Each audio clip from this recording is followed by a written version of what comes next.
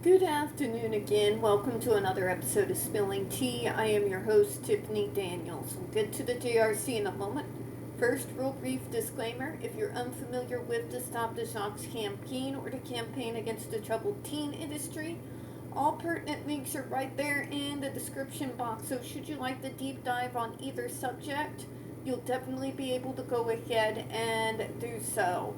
Trigger warnings. This channel is marked not for kids for a reason. I do use profanity, and some of the subjects on this channel that we cover can be particularly triggering. So if you have a child that is 16 and younger and they are watching this, parental supervision, very much advised, alright? Okay, so moving on to the next comment where we left off. This one here says, it is my recommendation that electrical stimulation devices should be banned, especially in its present usage. They should just kind of be banned outright. I mean, does even using it to help you stop smoking actually work?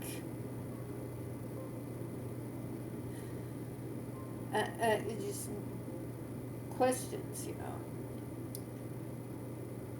There is very much, I would assume, to suggest that devices are effective, while there is evidence suggesting they contribute to lasting psychological and physical damage. A punch to the face is effective too, but I don't see my doctor writing me a prescription for it, do you? Yeah, the same principle should really apply, but we're not dealing with people who want to deal in logic. So they'll throw their credentials and say, I know it doesn't make sense, but trust me, I'm a doctor. My bro, I'm sorry, I'm from the show me state, and you showed me nothing, so you will get nothing. I beg you, not the other way around. We got to remember that. Patients have the power. Use it. Don't let them push you around. Okay? Not all doctors like that, but there are some who are. And if you don't push back, they will run right over you. Put them in their place. Remind them who they are. Who makes it possible for them to receive their paycheck. Don't take that condescending crap. Just saying. The types of therapy these devices are associated with, ABA, start from a position that holistic behavior is normative behavior and stems from an unfortunately common belief that autism is something that should be cured, which is demeaning and dehumanizing towards autistic people. I don't know. Have you seen how the world's gone mad lately? I think we might just need to start discussing the need for the cure of neurotypicalism. I know, it's an internal joke within the community, but it's starting to not be a fucking joke. Have you seen them? Have you seen all this derangement surrounding our politics right now? Who we have in politics right now? But it's to the people who are all involved with that I'm supposed to be conforming to? And should want to be? If that's normal, like, count me out. I'm gonna stay here in my pseudo-autistic bubble of nope. You guys just knock yourselves out. Get on with your stupidity. I don't even know what to tell you. In many cases, therapy that utilizes these devices are not dissimilar from the use of physical punishments against children. Thank you! It is the argument of the abuser to justify the abuse. If you can't see that, it's because you don't want to see it point blank. Except there are even more instances where the autistic person may struggle to understand or recognize the overall dynamic when these devices are being used. Can we fucking stop? Can we stop? I do not have a mind of a 6-year-old. I know exactly what someone's doing to me when they are doing it to me. Okay? Can we please stop with this? Well, maybe they don't understand the dynamics. I understand when someone's trying to dominate me. I understand when somebody feels like they have the right to abuse me and get away with it because I have a label. I even know what it feels like to not be able to make a complaint to the cops, even though my safety was at risk, because my label makes it so everybody would probably not believe me. Okay, can we stop? We're not delusional. We don't live in fantasy land. We understand when things are being done to us by others. We understand that the things that are being done are bad. We are not children. Can we please stop? And a lot of people who do this even have good intentions, but to be honest, preferentially, between someone who acts like that and the condescending person who sees me the same way and acts the way they usually do, I'm going to take the person who's openly condescending, because the difference between the two is at least that person is fucking honest. I don't want to be cooed at like I'm a pet. Yes, I've had it happen. Okay? My nephew too, dude. We're ever out and I see that stupid crap. Whew. I'm my mother's daughter. What can I say? What can I say? I just hope I could get that passive aggressive thing she has down so good, straight to an art form. In many cases, therapy that utilizes these devices are not too dissimilar from the use of physical punishments against children, except there are more instances where we might struggle. Again, I wanted to contest that because this is actually something that's pretty prominent within the medical model. The dinosaurs are dying, but there are now a plethora of individuals who are now on the other side, but you feel sorry for me. Please don't. Have you seen Normal lately? Also known as that thing that doesn't exist. What really exists is an overall consensus on how humanity believes people should act. And by the way, that changes from generation to generation. Consensus has been confused with normality since forever. Okay, but if anybody looks outside their door and thinks any of that is normal, it's not. Let's not look at neurotypicals as though they are the paradigm of all things normal and good, because they're not. Every last one of us messed up. Some of us carry labels, some of us don't. We all use assistive devices. It's just you all call your assistive devices something else. But if you don't believe there are assistive devices, go without your cell phone for 24 hours. Stay off the internet. Do not engage in anything in regards to high tech, and let's see how well you survive. It's an assistive device, right? Just saying. Alright. Let's go back in, folks. See who else we're going to be hearing from today. Alright, here we go. Alright, to whom it may concern, I am writing to support the Food and Drug Administration proposal to ban electric stimulation devices, ESDs, intended for self-injurious behavior or aggressive behavior. I, along with colleagues in the disability community, have long advocated that these practices are trauma-inducing and torturous practices which must be abolished.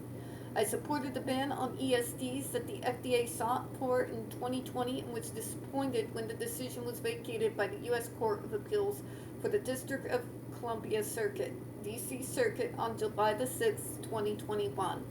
Thankfully, in response, a wave of advocacy on this important issue, Congress took directive action to update the Federal Food, Drug, and Cosmetic Act, giving the FDA full authority to ban the use of ESDs. Thus, there must be no question about the FDA's authority to take the current course of action and ban their use. This one's straightforward. I don't even have a comment on it. Beautifully said. I urge the FDA to act quickly to finalize this proposal so that children and adults with disabilities no longer must suffer painful and dangerous electric shocks. Thank you for the opportunity to comment. Gotta love it. Straight to the point. Most obvious thing in the world, except to the individuals who make money off of our suffering.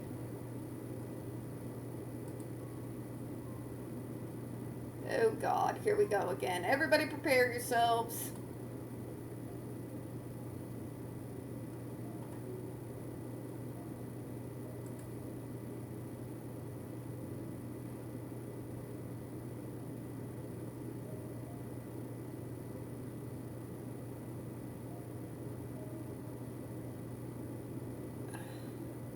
Hold on, folks, forgive me. I just wanted to see.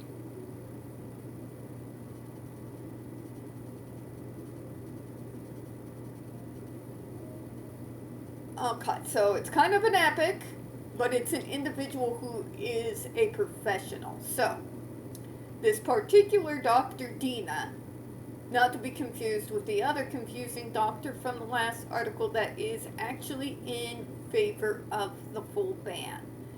Now, we're going to bypass all the individual No, actually, I'm going to read it. I'm actually going to read it. Not the whole thing, just the credentials, so I can shove it in the JRC's face. She says, my name is Dr. Dina Traniello, and I am an educated consultant in Massachusetts and work in the surrounding New England states. My work over the past 3 decades focuses on consulting to schools and families around supporting students with behavioral challenges. I have presented training and workshops and taught graduate level courses on positive behavioral support, and I'm a visiting professor at Fitchburg State University. I almost checked to see if that was like somehow a clone of me until I saw the visiting professor part, because everything else, that's what I've been doing for years. Let me go ahead and read there. Additionally, I supervise teacher candidates receiving graduate degrees in moderate and severe special needs. Can we please stop saying special needs? It's so redundant. They're just needs. Alright? God. Sorry, but it's so annoying. I'm also a co-president of TASH New England. They are an international organization that advances equity, opportunity, and inclusion for people with disabilities through advocacy, research, and practice. 2 years ago, she was asked to join the Massachusetts Department of Developmental Services advisory team for implementing positive behavior support throughout their statewide programs, much like I helped really get off the ground bringing in people first and people-centered planning into the southwest part of Missouri. I have co-authored publications on the use of aversive interventions, one article written with my colleague, attorney Matthew Engel from the Disability Law Center. Oh, wow. The other article published findings from a study of families whose children were at the Judge Rotenberg Center several years ago. These families felt coerced to accept and powerless to limit the use of contingent electric shock, such as the GED utilized only at JRC. Additionally, I have a son with a significant disability, so my testimony reflects both personal and professional experience. So like me, but she's a parent instead of the person with the diagnosis. I like this because her expertise are far more in line with where you would need to be for me to take you seriously in regards to your opinion on this subject point blank. Okay?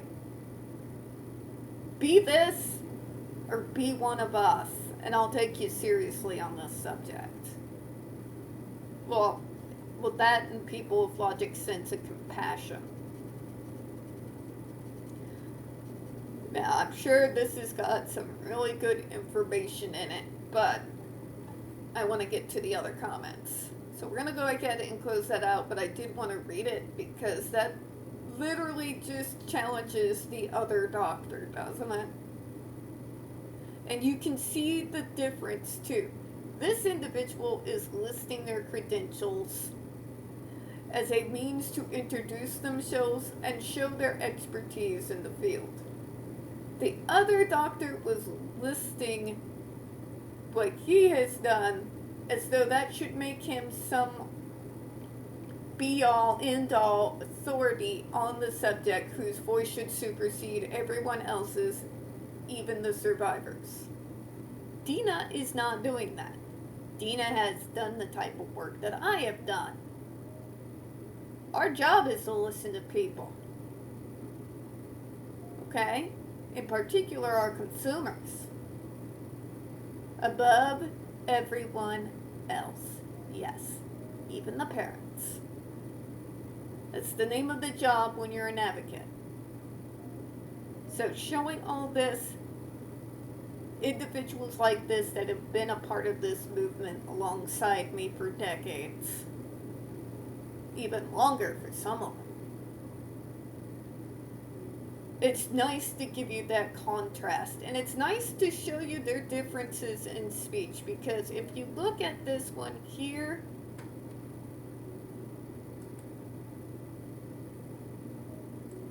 we're going to go back a few to the other doctor real quick. And if you pull up his document,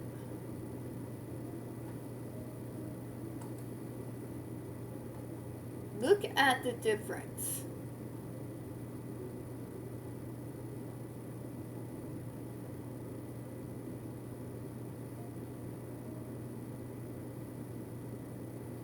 It's the wording. Anybody ever give you an ick even though the words seem not too bad unless you read them in context? That's this guy for me. And if you look at that in comparison to this, and it's the experience too. One is high-nosed psychiatry. I'm the head of this, and this. This one here says, hi, I'm a doctor that has sat here in the trenches. There's a massive difference. Go back to where we were. Alright, we're going to avoid the Judge Rotenberg Educational Center's comment, probably because we've already gone over it, and it's the same crap we have been dealing with for the last few years. We are going to go ahead and do this comment here.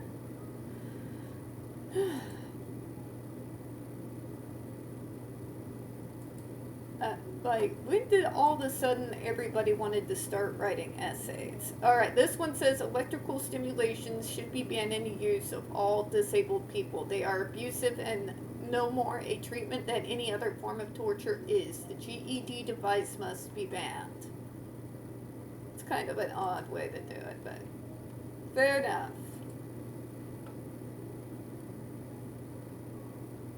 Alright folks, we're going to go ahead and leave it there with Julie for now and close out for today. We don't get very many views on this channel, and the few we do tend to get removed from time to time. If you guys would be so kind, please don't forget to hit the like button, hit subscribe, don't forget to hit the comments, and of course please make sure that you are still set up to receive notifications. We're going back to Down the Rabbit Hole this upcoming Saturday, and we're going to be doing our second episode on our Snake Oil Salesman series as well, and I definitely don't want you to miss anything. I appreciate your time. As always, folks, we here at Spilling Tea absolutely do. Hope you have a good one. I will see you all tomorrow. Bye-bye, everyone.